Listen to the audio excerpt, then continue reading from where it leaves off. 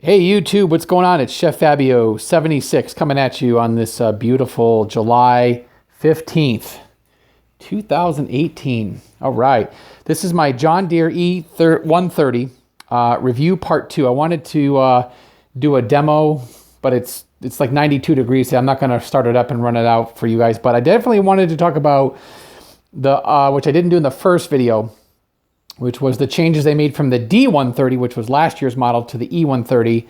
And let's talk about some preventative maintenance, which is what I'm doing today. So let's just get right to the changes. Let's talk about, the changes from last year. So the first thing I'll start off with, the biggest change is this new easy change oil filter system. Oil filter, oil and all-in-one. And, I got to wait and see how this is going to work. They say about at 8 hours, you should change it. I've mowed this tractor now twice with all the yards that I cut, and I'm at 1.1 hours, so obviously I got some time to go.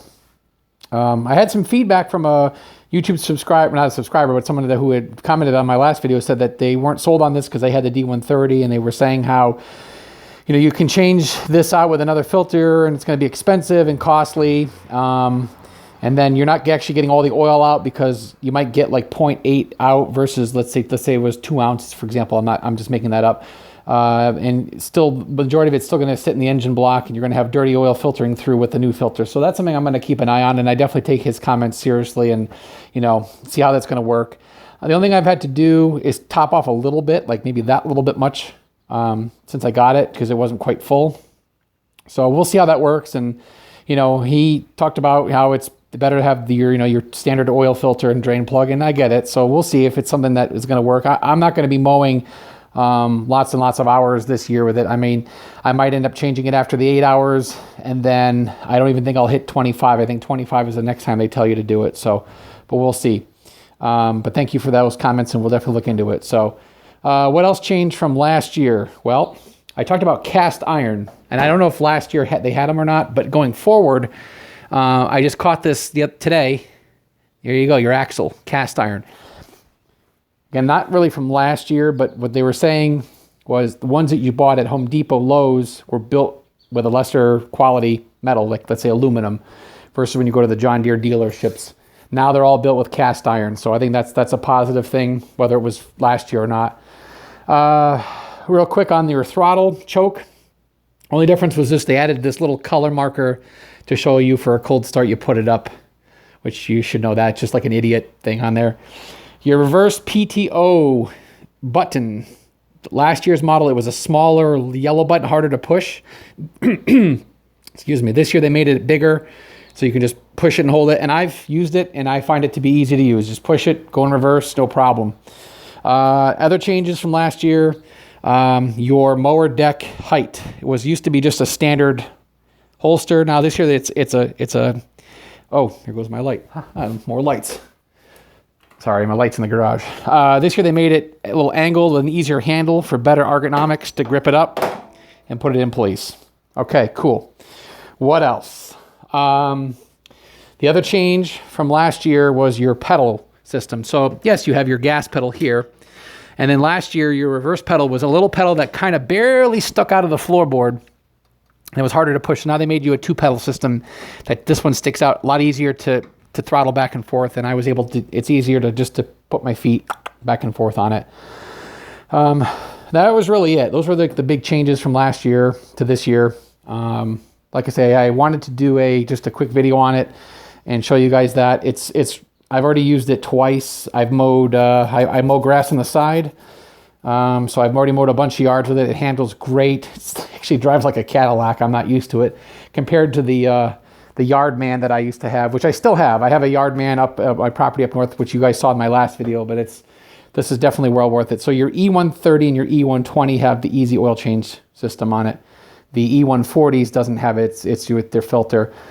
And then of course the E140 has the 48-inch deck. So this is the E130 goes up to 42 on that. So again, I like it. It's been great. We'll have to look and see how that oil change system works, but I'm going to do it again at 8 hours. But let me know what you guys think and the feedback. I appreciate the comments and the views on it. I would like to try to get a video of it in use. I just didn't do it this week, and then today it's like 92 degrees. I'm not going to start it and drive it out. talking about basic maintenance too. You know, I paid a lot of money for these. These aren't cheap. So, you know, you got to take care of them. So after all the yards I mow, I usually lower the deck, blow out all the loose grass that flows on there.